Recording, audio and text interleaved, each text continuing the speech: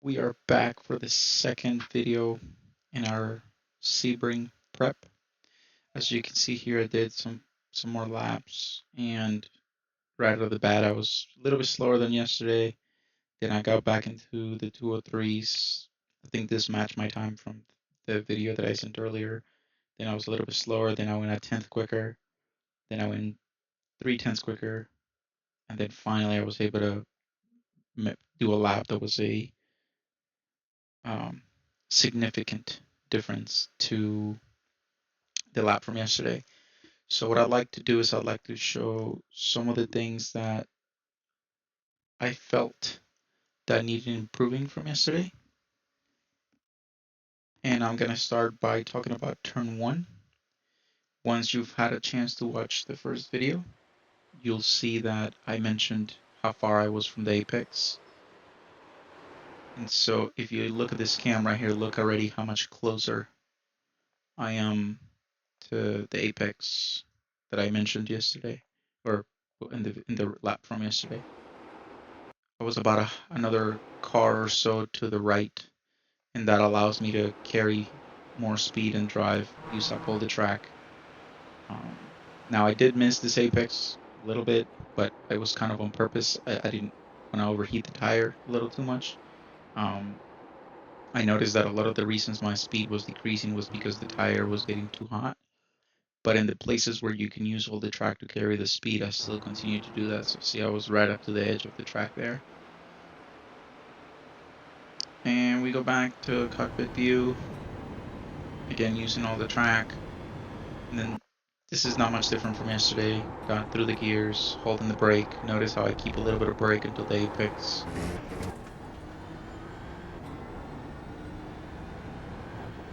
Not a lot of difference to yesterday.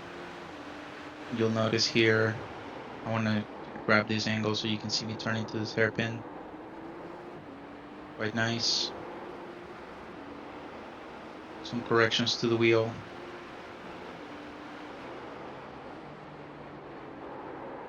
Now, this is another one that I wanted to show.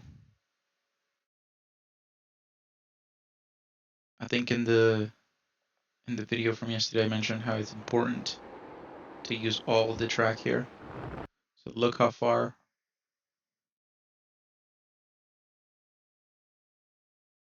I am now in comparison to the lap from yesterday. I was my left wheel was like in the middle of this strip. Now we're using all of the track.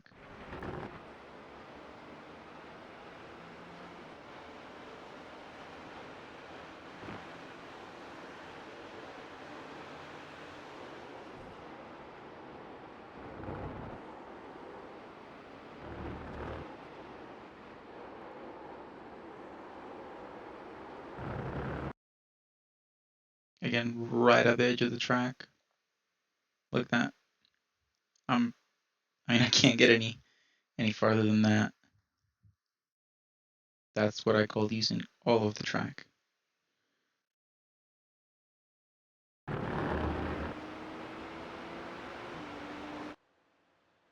And then coming down to the last corner.